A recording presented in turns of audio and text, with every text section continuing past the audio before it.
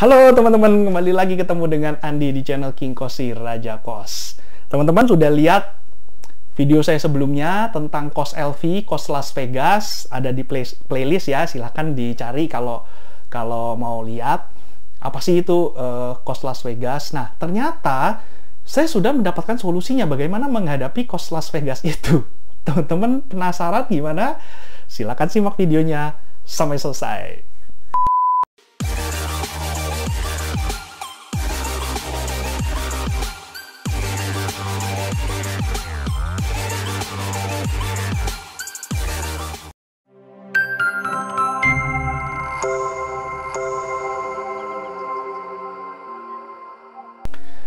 Teman-teman, kekhawatiran saya sekarang ini adalah saya tidak bisa berkompetisi, tidak bisa bersaing dengan kos yang namanya kos LV Las Vegas itu ya.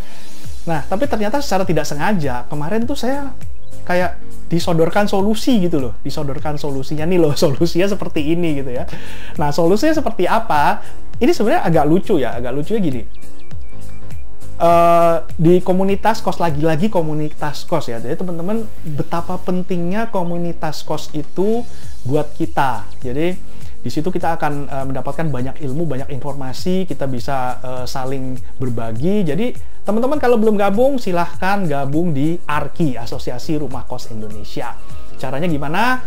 Nanti saya tulis di deskripsi ya. Nah, waktu kemarin itu di komunitas itu agak heboh ya, agak hebohnya karena ada satu orang yang memposting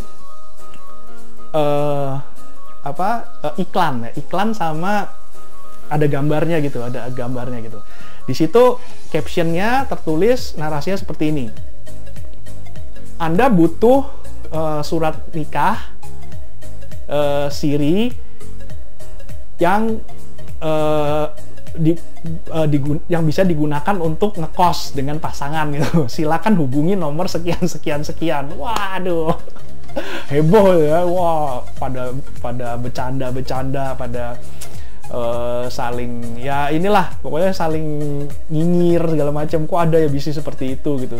Nah, saya dalam hati saya ikut bercanda sih waktu itu. Saya tulis, wah asik ya sekarang kalau kita mau nikah gampang, tinggal bikin aja suratnya, bayar 500.000, bayar 250.000, kita udah dapat suratnya itu.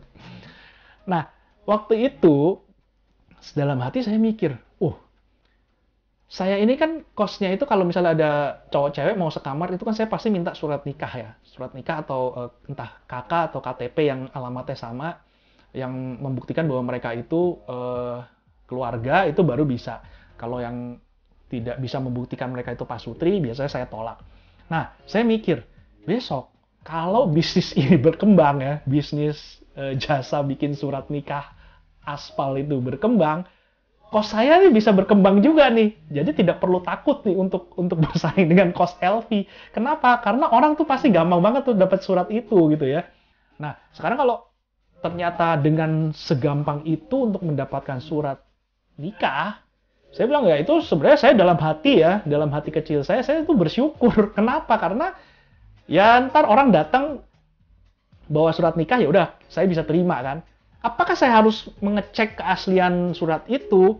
Ya nggak mungkin juga. Gila aja kali kita setiap kali ada orang bawa surat nikah terus kita harus ngecek ke misalnya di situ tertulis daerah mana yang nikahnya misalnya di luar kota atau tanda tangan siapa, itu saya harus ngecek ini beneran asli atau enggak, kan nggak mungkin gitu loh.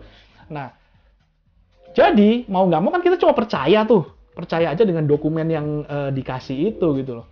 Jadi selama dia bisa memberikan dokumen itu ya kita terima. Ya kita juga lapor ke RT, ke lingkungan ya juga seperti itu kan, ini kita dapat dokumen seperti ini, apakah itu palsu apa enggak ya kita nggak tahu. Kalau misalnya RT-nya nggak percaya, ya RT-nya disuruh ngecek sendiri gitu ya. Nah, saya sih ngerasa itu bisa membantu saya ya.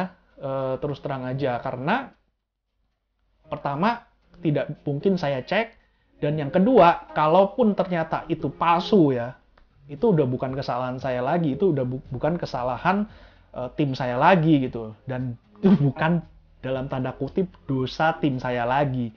Jadi itu benar-benar udah mutlak kesalahan dan dosa dari orang yang udah dia mau kumpul kebo dosa, dia malsuin dokumen dosa lagi, ya itu dosanya diambil mereka semua gitu.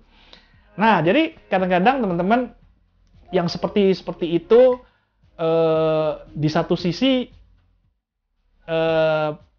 perbuatan yang tidak baik, tapi di satu sisi yang lain itu bisa membantu host saya gitu ya. Oke teman-teman, itu dulu cerita lucu yang mau saya sharingkan. Nanti saya akan tunjukin nanti bentuk surat nikah palsunya itu seperti apa, terus nanti iklannya seperti apa, saya akan tunjukin, tapi pasti saya akan sensor sih ya, nggak mungkin nanti saya malah ikut menyebarkan, mempromosikan lagi, kan nggak bener juga. Oke teman-teman, itu dulu yang mau saya bagikan hari ini. Jangan lupa subscribe untuk terus menyaksikan video-video saya yang pasti akan berguna buat teman-teman yang mau usaha kos-kosan, dan sampai ketemu di video yang akan datang. Dadah!